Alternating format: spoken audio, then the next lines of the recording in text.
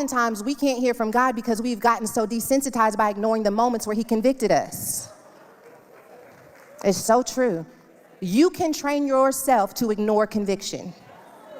And you can train yourself so much to ignore conviction that you'll be begging and pleading and asking God to show up in your life and to say something to you. And God's like, let's first work out that thing that I've been convicting you about, because it's a barrier.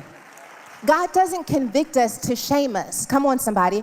God convicts us because he loves us so much that he wants us to become all of who he knows we can be. You were made in the image of God. When I convict you, I'm trying to clean up the image so that you can look like me. I'm not trying to shame you. I'm not trying to hurt you. So don't let the fact that other people condemned you keep you from receiving that God wants to convict you so that he can transform you. We want transformation without conviction, and that's why we can't move. But when you realize that conviction is a part of transformation, you got to be serious about who you want to be in God. You got to be so serious that the moment the Lord convicts you, that you don't mind moving around some friendships, you don't mind being inconvenienced, because I have to be who God has called me to be. Come on, I have to be who God has called me to. God gave me a God-sized dream. That means I got to be who God has called me to be to tap into that dream.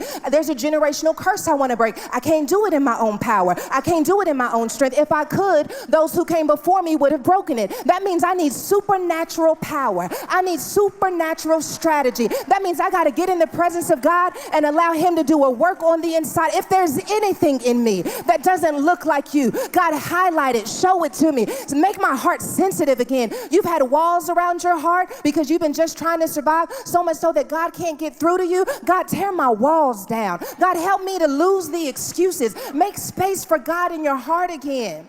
My heart is where he dwells. I can't afford to be bitter. My heart is where he dwells. I have to forgive you. I didn't want to, but he lives inside of me. And I got to make sure he's got a pure vessel to live in. He's going to take this shack of a vessel I am and turn me into a palace. I'm making room for the master. I'm living by holiness and righteousness from the inside out. Righteousness is not an outfit. You can't go buy it at the store. Righteousness is not the length of your skirt. Righteousness starts with what's in your heart. It starts with what comes out of your mouth. It starts with how you treat other people. We can get to the clothes later. I want to focus on your heart. Man looks at the outward appearance. God looks at the heart. I want to see what's in your heart. And the beautiful thing about allowing God to see what's in your heart is that you are just saying you can come on in, but you're living in a glass house anyway. When you are in relationship with God, it's a glass house.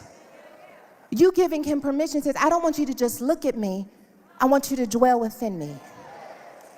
And to help me clean up the brokenness that exists inside of me.